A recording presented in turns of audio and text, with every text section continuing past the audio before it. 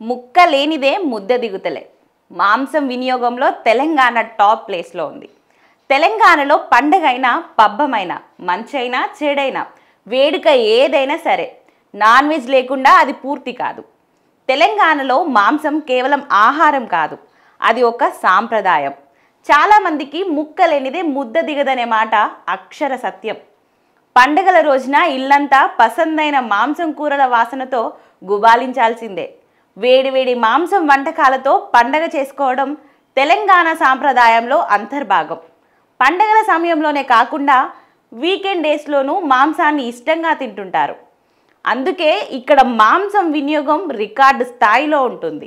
National meet research institute of India ప్రకారం దేశంలో మాంసాహార వినియోగం పరిమాణం పరంగా తెలంగాణ మొదటి స్థానంలో నిలిచింది.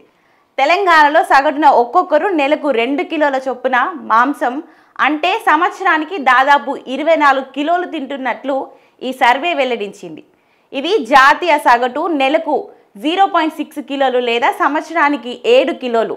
7 కిలోల కంటే 3 రెట్లు అధికమని NMRI national sample survey office NSSO గణాంకాలు స్పష్టం చేస్తున్నాయి.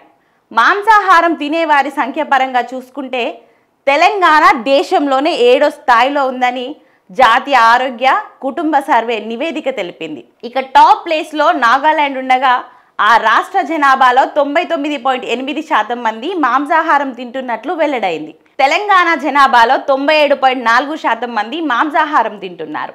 ఒక్కో రాష్ట్రంలో ఒక్కో రకమైన మాంసాహారం ఎక్కువగా తింటున్నట్లు సర్వేలో బయటపడింది. నాగాలాండ్, బెంగాల్ రాష్ట్రాలలో ఎక్కువగా చేపలు తింటుండగా తెలంగాణ, ఆంధ్రప్రదేశ్, తమిళనాడు రాష్ట్రాలలో చికెన్, మటన్తో పాటు చేపలు అధికంగా తింటున్నారు.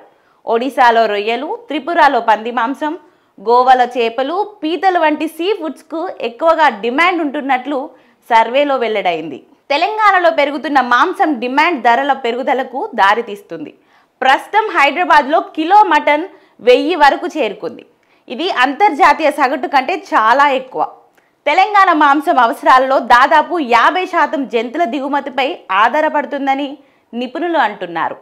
దిగుమతులకు అంతరాయం ఏర్పడితే రాష్ట్రంలో ప్రస్తుతం ఉన్న పశు సంపద కేవలం 8 నెలల డిమాండ్ను మాత్రమే తీర్చగలదని, దీనివల్ల దాదాపు 50% పైగా రేట్లు పెరిగే అవకాశం ఉందని అంటున్నారు.